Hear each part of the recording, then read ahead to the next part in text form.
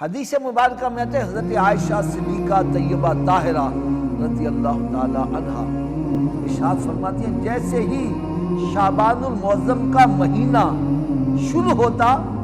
سرکار دو عالم صلی اللہ علیہ وسلم پہلے ہی نیکیاں بڑی کرتے تھے،